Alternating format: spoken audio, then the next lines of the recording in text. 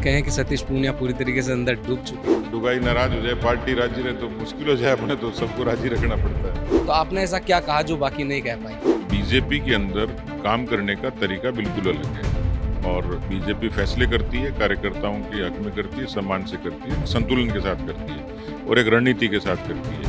मुझे जो जिम्मेवारी मिली पार्टी ने अपने आप दी, स्वाभाविक तौर पर दी। बाहर चर्चा होती होगी, कुछ ईश्वर का आशीर्वाद होता है, कुछ उनकी स्किल होती है और एक लंबे समय तक जब कार्यकर्ताओं के बीच में काम करते हैं तो उनकी शक्ल कभी ध्यान आती है। स्वाभाविक तौर पर संगठन का काम करना ये जुनून जैसा ही होता है, सिखाता भी है, सीखने का बहुत अवसर मिलता है कि ये सारी जो बदलाव की शुरुआत थी, जो एकदम सारी चीज़ें बीजेपी के हक में खड़ी होगी, हरियाणा से शुरू हुई। अच्छा भी यही है कि बिना प्लान के काम किया, यानी आदमी पहले से अपने सपने बुनता रहे, गढ़ता रहे और उसका परिणाम विपरीत आए, उसके लिए अच्छा है कि बिना अपेक्षा के काम किया जाए। जो ज़्यादा टिकट करता है तो ऐसा लगता है कुंवारा आदमी शादी के लिए लालायित है।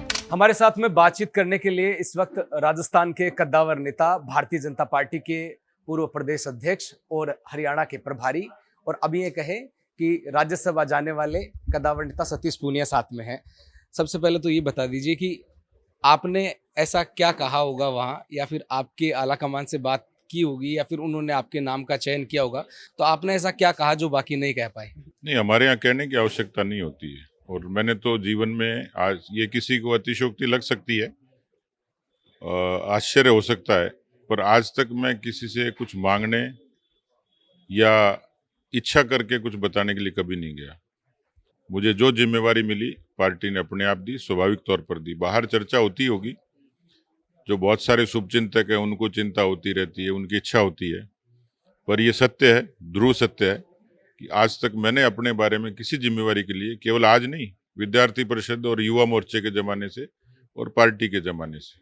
आज देख रहा हूँ बाहर, आपके आवास के बाहर जनपक्ष में एक लंबे समय के बाद में एक लंबी कतार लगी हुई है गाड़ियों की, और यहाँ भी मैं देख पा रहा हूँ हर कार्यकर्ता का नाम याद है आपको। महेश आ रहा है, रमेश आ रहा है, गोयल आ रहा है, कोई भी आ रहा है, चाहे लेकिन नाम से चर्चा होती है। ये तो जैसे जिस फील्ड में जो व्यक्ति होता है, डॉक्टर है उसको उसमें महारत है, इंजीनियर है इंजीनियरिंग में है, ज्योतिष है उसको ज्योतिष में, तो राजनीति में जो लोग जुनून के साथ करते हैं, शिद्दत के साथ करते हैं, तो उनको कुछ ईश्वर का आशीर्वाद होता है, कुछ उनकी स्किल होती है और एक लंबे समय तक जब कार्यकर्ताओं के बीच में काम करते हैं तो उनकी शक्ल कभी ध्यान आती है, कभी नाम ध्यान आता है, कभी गांव ध्यान आता है, तो एक स्वाभाविक सी है। और जब किसी की इच्छा ज्यादा होती है, जो बहुत अंदर डूब के करता है, उसके लिए एक ईश्वरीय आशीर्वाद होता है कि अधिकांश लोगों को किसी न किसी रूप में उनकी पहचान हो ही जाती है।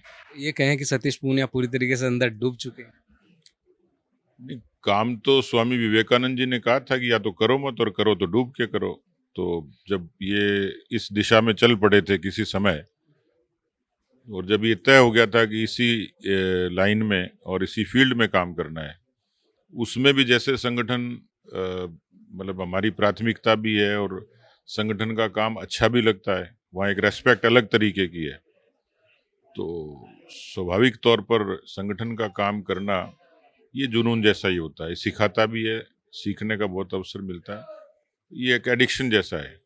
वैसे आप कर्नाटका चुनाव देख लो, वेस्ट बंगाल चुनाव देख लो, या फिर बिहार चुनाव देख लो, इनके नतीजों के बलबूते के ऊपर क्या सतीश पूनिया बन पाए? या फिर हरियाणा के चुनाव की तो बात ही अलग है, वहां पर तो पासा ही पलट गया था, जहां एक और विपक्ष भी कह रहा था, या फिर जितने भी आंकड़े आ रहे थे वो कह रहे थे कि हरियाणा भारतीय जनता पार्टी नहीं जीत सकती है।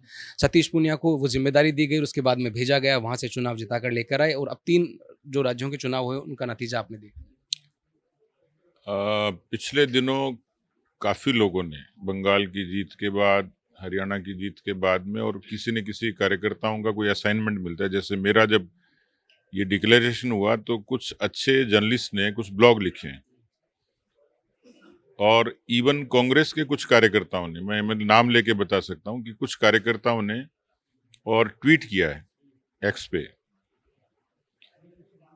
उन्होंने ये कहा है कि बीजेपी के अंदर काम करने का तरीका बिल्कुल अलग है और बीजेपी फैसले करती है, कार्यकर्ताओं के हक में करती है, सम्मान से करती है, संतुलन के साथ करती है और एक रणनीति के साथ करती है। तो किस कार्यकर्ता को किस समय जिम्मेवारी देना और उससे क्या काम लेना, ये पार्टी को बखूबी आता है। उनको ये भरोसा था कि मैं एक कर्नाटक की उत्तर भारत का व्यक्ति, हिंदी बोलने वाला, और मैं सुदूर कर्नाटक के दक्षिण में किसी एक कॉन्स्टिट्यूंसी में अपनी स्किल से वहाँ परिणाम दे सकता हूँ, तो मुझे भेज दिया।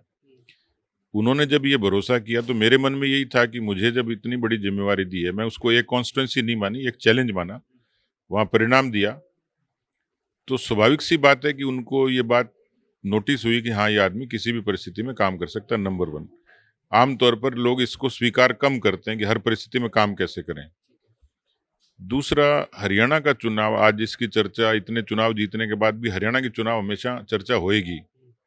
इसलिए होगी कि ये सारी जो बदलाव की शुरुआत थी, जो एकदम सारी चीजें बीजेपी के हक में खड़ी होगी, वो हरियाणा से शुरू हुई। मैं नहीं कहता कि 100% मेरे कारण, मेरे चमत्कार के कारण हुई, लेकिन मुझे खुशी है कि मैं उस विनिंग टीम का हिस्सा था। पार्टी ने मुझे जिम्मेवारी दी, मेरे लिए बड़ी बात थी कि एक टिपिकल स्टेट में ऐसी परिस्थिति में मुझे जिम्मेवारी देना, तो मैंने जिंदगी के जोखिम से भी वो वहाँ काम किया। मेरी अपेंडिक्स बस्ट हो गई तो भी मैंने अब वॉर रूम को नहीं छोड़ा। तो इसका मतलब ये है कि उनको ये ध्यान है कि ये व्यक्ति यहाँ रिजल्ट दे सकता है, परिणाम दे सकता है। तो हम जैसे लोगों की पार्टी ग्रूमिंग करती है, सीखने का अवसर देती है, और उसके कारण हम परिणाम देते हैं। तो जो सीखा जाता है वही हमारी ताकत होती है, वही हमारी पूंजी है। तो आज किसी भी परिस्थिति में काम करना, डूब के करना और परिणाम देना, तो ये सब पार्टी के कारण। एक चीज़ है, आप बोल रहे हो कि उस टाइम पे मौका दिया था, भले ही लिस्ट में नाम बाद में आया होगा, लेकिन हरियाणा चुनाव के लिए आपको 2 साल पहले अलर्ट मोड में कर दिया था। आप बराबर वहाँ पर मीटिंगें भी ले रहे थे, जा भी रहे थे। इसी की तरह अगर वेस्ट बंगाल का चुनाव देखा जाए, तो भले ही आपका नाम बाद में आया हो, लेकिन ये बोला जा रहा है कि 3 साल पहले ही तैयारियाँ चल चुकी थी।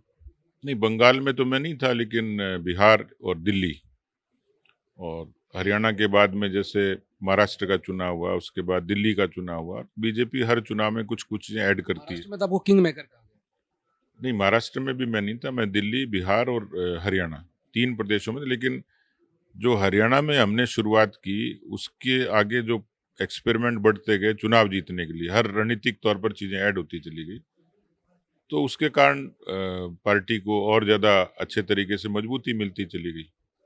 एक चीज़ और है कि सब बोलते हैं जितने भी कार्यकर्ता कि सतीश जी भाई साहब हैं, वो किस्सों के अंदर सारी चीज़ें समझाते हैं।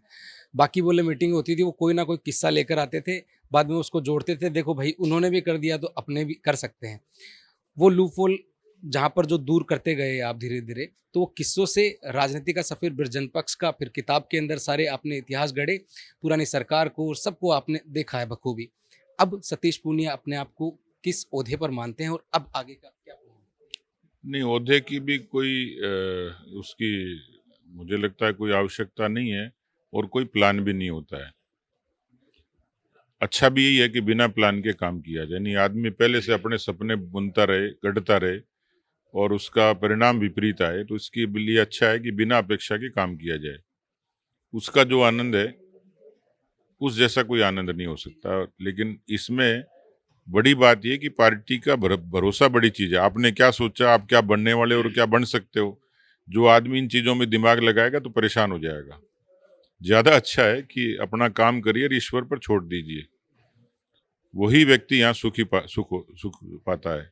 और इसलिए हमारी क्या भूमिका रहेगी, कब रहेगी, क्यों रहेगी, कम रहेगी, ज्यादा रहेगी, इसके लफड़े में पड़ना ही नहीं है।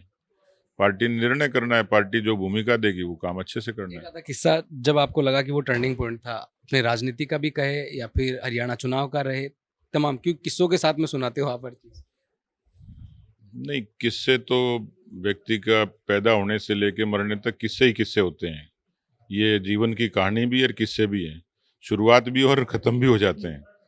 और इस किस्सों के पड़ाव में जब आप कोई आनंद ढूंढते हो, वो करते हो, तो मैं कई बार मजाक में पूछता भी हूँ कि जो ज़्यादा टिकट करता है तो ऐसा लगता है कुंवारा आदमी शादी के लिए लालायित है। तो इसलिए इसमें तो कुछ भी है कि आदमी आनंद के साथ करे इसको, नहीं तो लोग परेशान ज़्यादा रहते हैं।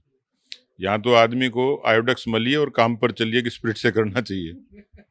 अच्छा, दिल्ली चले जाएंगे तो क्या यहाँ वाले लोग याद रह पाएंगे आपको? नहीं, कहाँ लुगाई टाबर तो ये हैं, कहाँ जाएंगे। उनका तो पहले भी, जब मैं एक बार अपन कोई कार्यक्रम था उसमें मैं भाभी जी से बात कर रहा था, वो कह रहे थे कि अब जाके थोड़ा बहुत टाइम दे रहे हैं, बीच में तो ऐसा लग रहा था कि हमारे साथ ही नहीं। हाँ, बिल्कुल बिल्कुल। नहीं, संतुलन बनाना पड़ता है भाई, बहुत मशक्कत करनी पड़ती है। हाँ, लुगाई नाराज हो जाए, पार्टी राजी रहे तो मुश्किल हो जाए, अपने तो सबको राजी रखना पड़ता है। सतीश पूनिया जी हमारे साथ में थे। खैर आगे का सफ़र है वो सुहाना रहेगा, क्योंकि उम्मीदवार के तौर पर सतीश पूनिया को मैदान में उतार दिया गया है। हरियाणा चुनाव का परिणाम सबने देखा है और इसके पीछे की जो पगड़ी बंधी है वो सतीश पूनिया के माथे ही बंधी है, चाहे वो केंद्र नेतृत्व की बात करें या फिर जो हमारे प्रधानमंत्री हैं नरेंद्र मोदी उनके द्वारा, या फिर जो गृह मंत्री हैं अमित शाह उनके द्वारा। आज तक के सफर के अंदर सतीश पूनिया ने पार्टी और अपने कार्यकर्ताओं को कभी निराश नहीं किया है। उम्मीद करते हैं कि राजस्थान की जनता के भरोसे अब उनको अगर दिल्ली भेजा जा रहा है तो शायद यहाँ पर भी निराश नहीं करेंगे। सहयोगी जावेद के साथ मैं Deepak Kumar, update India TV, Jaipur.